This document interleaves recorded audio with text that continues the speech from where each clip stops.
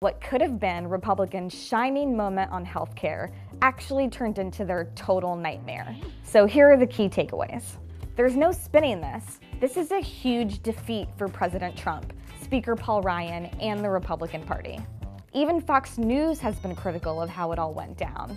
They all invested a ton of political capital in the idea of repealing and replacing Obamacare as the first item on the agenda of a Trump presidency.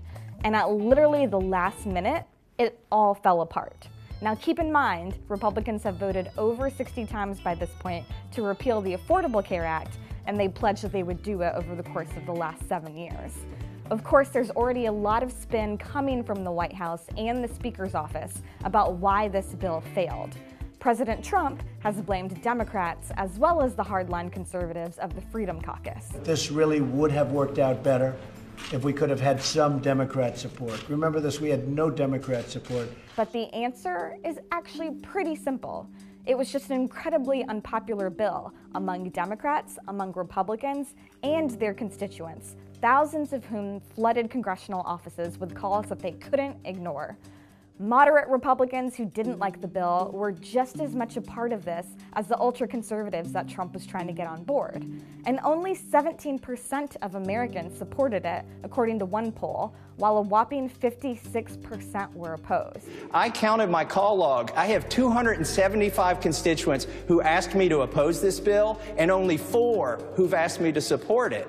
This is an unpopular bill, whether you're liberal or conservative. What's interesting is once they knew that they didn't have the votes to pass this bill now, Trump and Ryan basically gave up and decided to move on to the next issue entirely. They really showed their hand in terms of priorities. What about the so-called urgency of needing to reform our current healthcare system? Well, now they're saying this. The best thing we can do, politically speaking, is let Obamacare explode. It's not going to be pretty. He's openly admitting that he's going to wait for people to suffer so he can score points politically. Safe to say, this was never exactly about getting Americans the best healthcare access possible.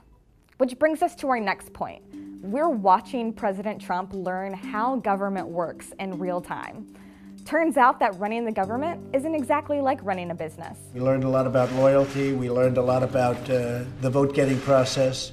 We learned a lot about some very arcane rules. He's trying to blame bureaucracy there, but the reality is they just didn't have the votes to pass the bill. And their way of negotiating with members of Congress to get those votes, well, it wasn't exactly what you would call negotiating. Steve Bannon and President Trump gave them an ultimatum. According to one report, Bannon said, "Guys, look, this is not a discussion, this is not a debate, you have no choice but to vote for this bill." To which a member of the Conservative Freedom Caucus replied, "You know, the last time someone ordered me to do something, I was 18 years old, and it was my daddy, and I didn't listen to him either." That's just psychology 101. If you don't give them a choice on landmark legislation that will affect how their constituents view them, then they're going to pull their own Trump card, their vote. So much for the art of repeal. In the wake of this failure, there is now a vacuum for healthcare policy, and Democrats are moving in to propose their own preferred legislation.